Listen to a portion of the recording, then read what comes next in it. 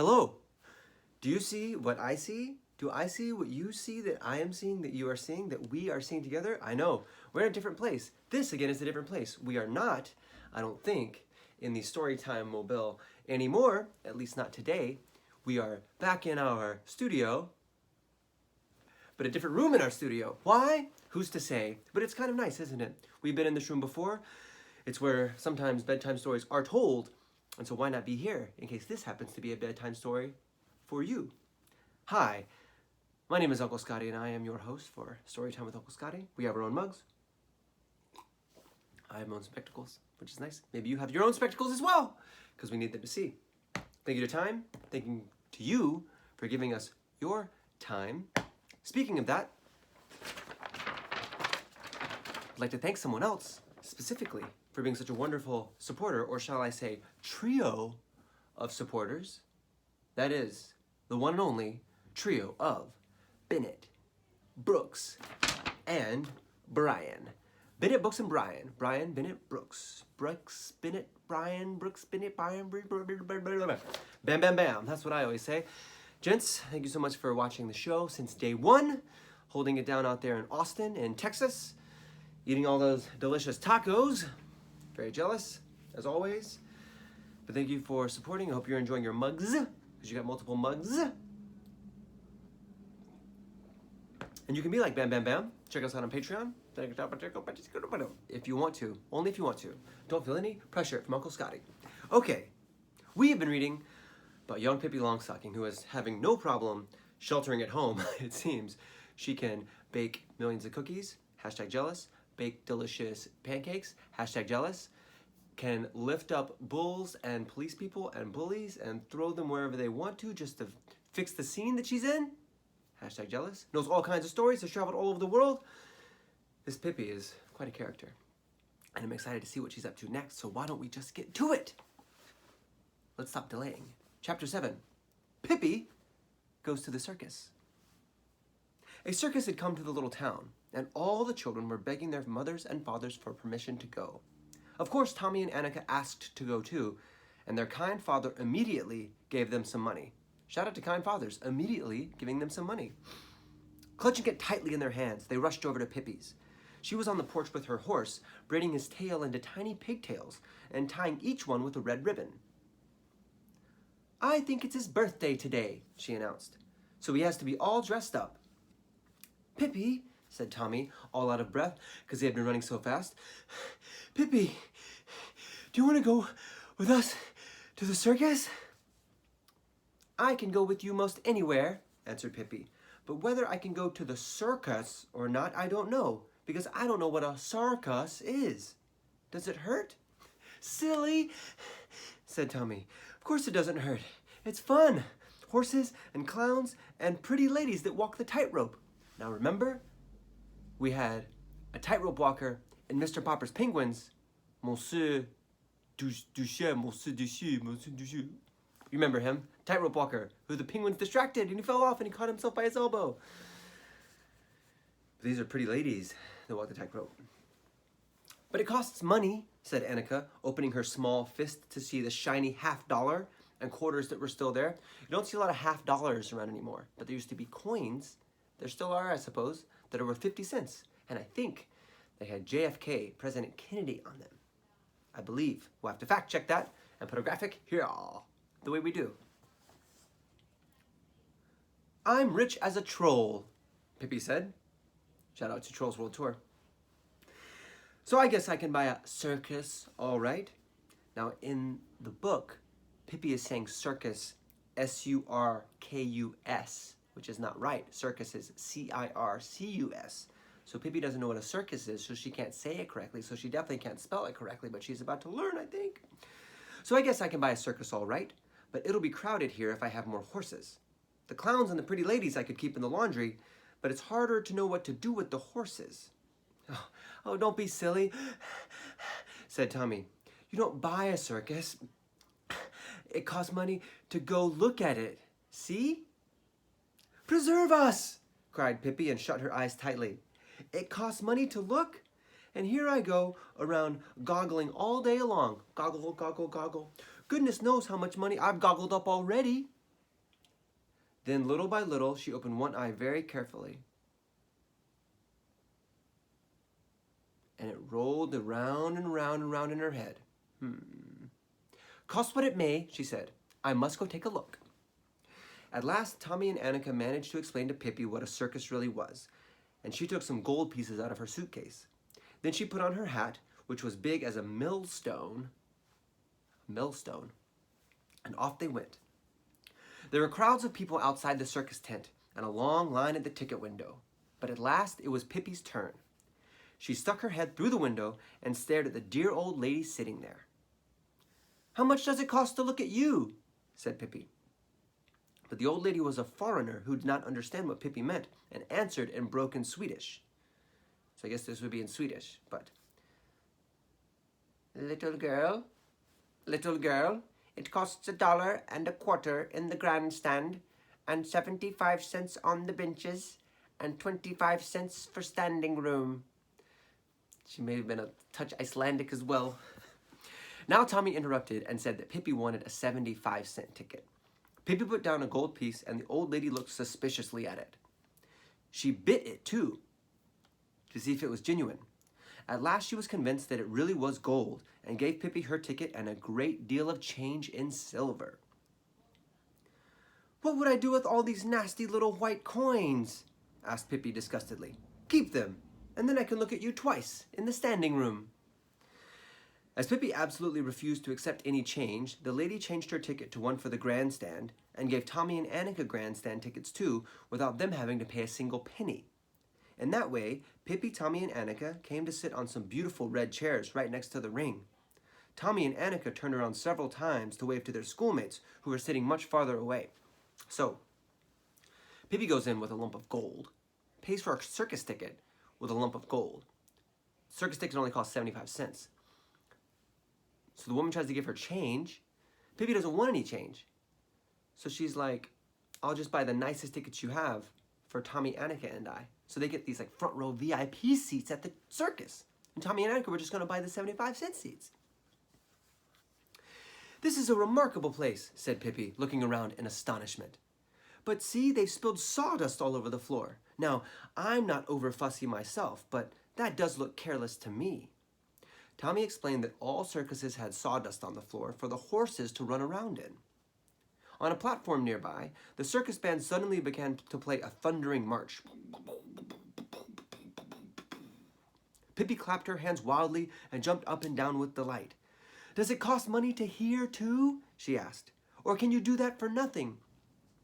At that moment, the curtain in front of the performers' entrance was drawn aside, and the ringmaster in a black frock coat, with a whip in his hand, came running in, followed by 10 white horses with red plumes on their heads.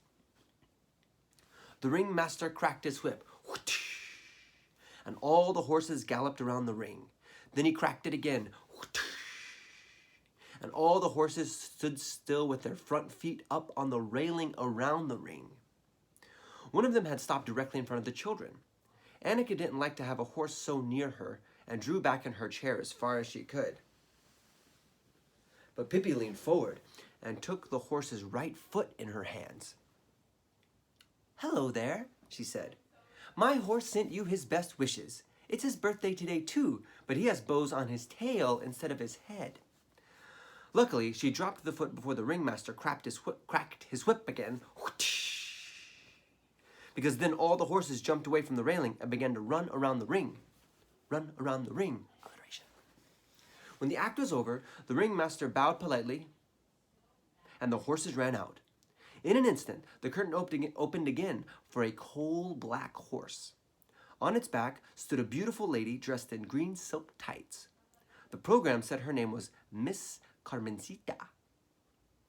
The horse trotted around in the sawdust, and Miss Carmencita stood calmly on his back and smiled. But then something happened. Just as the horse passed Pippi's seat, something came swishing through the air, and it was none other than Pippi herself. And there she stood on the horse's back, behind Miss Carmencita. At first, Miss Carmencita was so astonished that she nearly fell off the horse. Then she got mad. She began to strike out with her hands behind her to make Pippi jump off. But that didn't work. Take it easy, said Pippi. Do you think you're the only one who can have any fun? Other people have paid too, haven't they?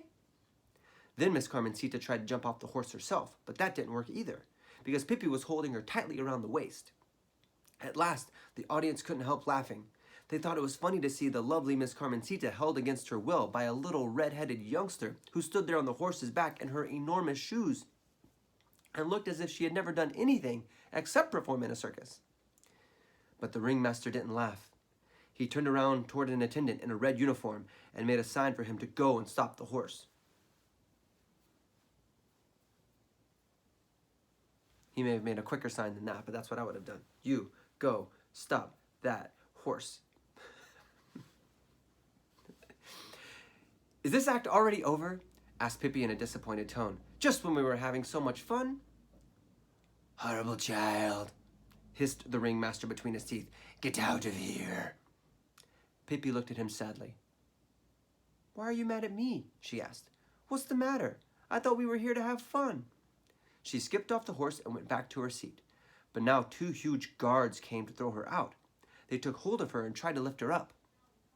They couldn't do it. Pippi sat absolutely still, and it was impossible to budge her, although they tried as hard as they could. At last, they shrugged their shoulders and went off. Shout out to Michael Jordan. Meanwhile, the next act had begun. It was Miss Elvira to walk the tightrope. She wore a pink tulle skirt, and carried a pink parasol in her hand. Parasol's like an umbrella. With delicate little steps, she ran out on the rope.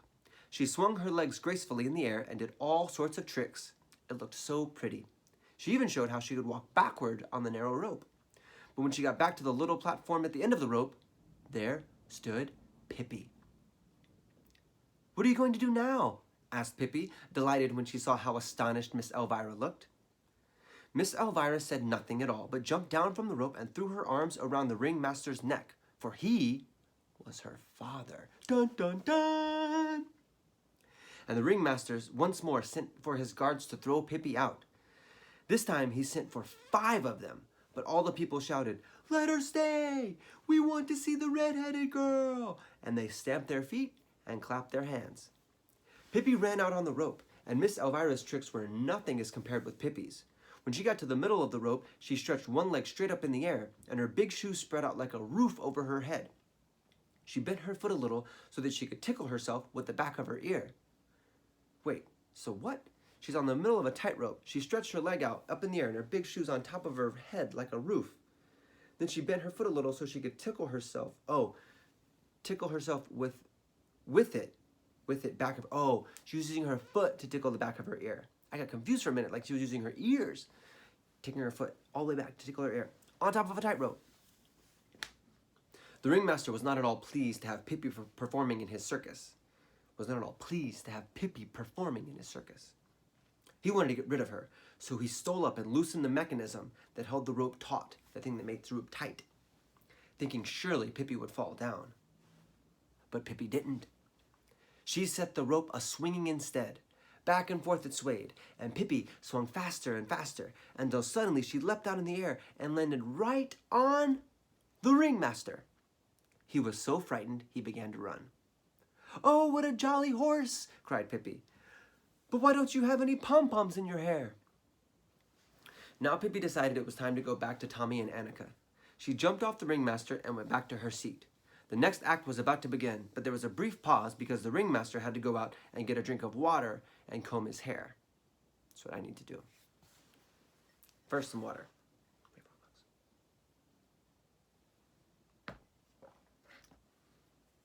Then he came in again and bowed at the audience. He said, Ladies and gentlemen, in a moment you will be privileged to see the greatest marvel of all time, the strongest man in the world, the mighty Adolf, whom no one has yet been able to conquer. Here he comes, ladies and gentlemen. Allow me to present to you the mighty Adolf. And into the ring stepped a man who looked as big as a giant.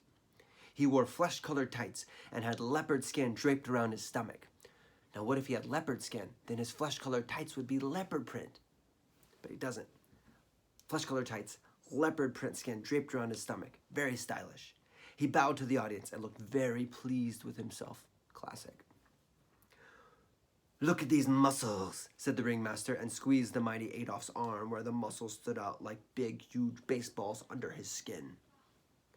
And now, ladies and gentlemen, I have a very special invitation for you. Who will challenge the mighty Adolph in a wrestling match? Which of you dares to try his strength against the world's strongest man?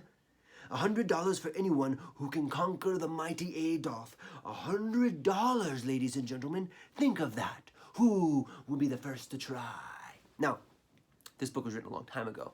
So if the ticket to the circus was 75 cents, then I bet $100 is probably more like $5,000 in this. So think about that, because it's old, long time ago when things were less expensive. Hashtag inflation. Ask your parents. Nobody came forth. What did he say? Asked Pippi.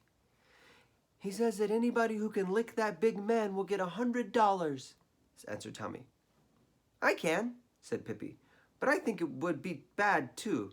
But I think it would be too bad too, because he looks so nice. Oh no, you couldn't, said Annika. He's the strongest man in the world.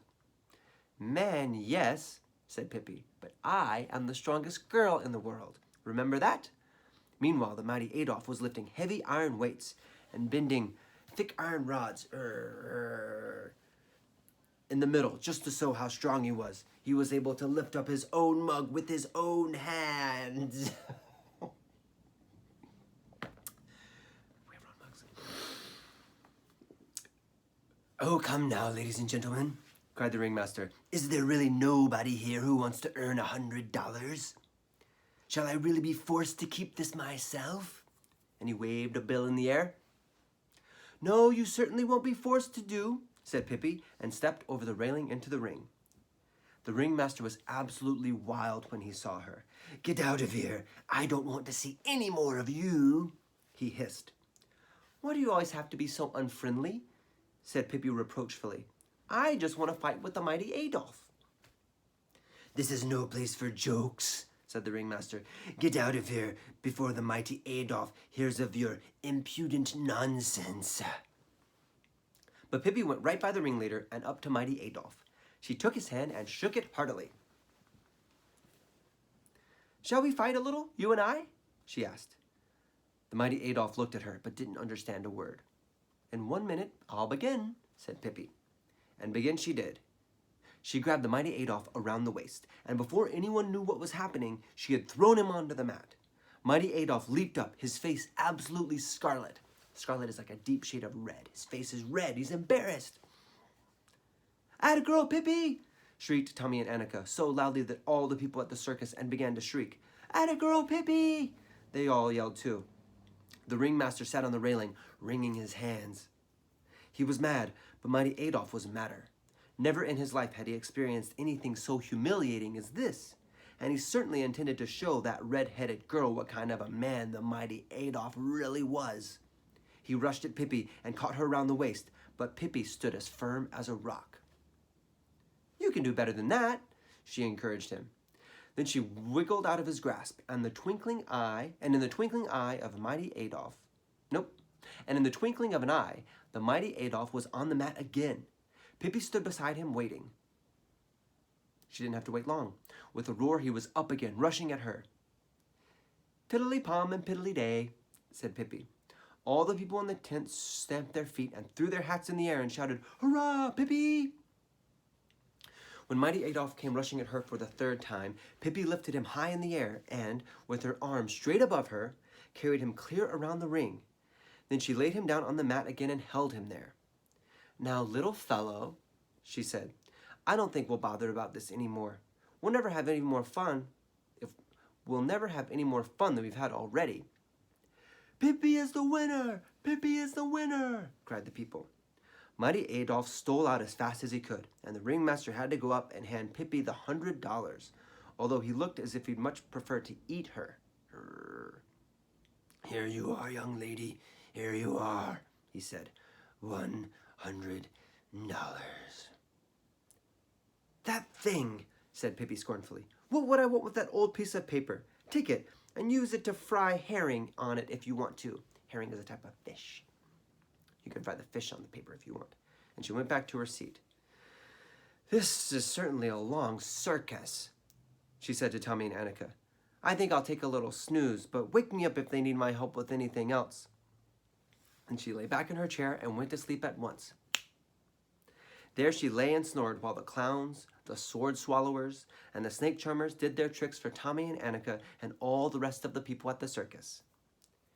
Just the same, I think Pippi was the best of all, said Tommy to Annika. And we will find out what happens next time on Storytime with Uncle Scotty. I have been your host, Uncle Scotty. We have our own mugs. If you would like your own mug, please check us out on Patreon. Be sure to like this video, subscribe if you would like. It always helps, makes a big difference. And tell some friends about it if you want to. I'm having the most fun. And I will see you very soon. Bye.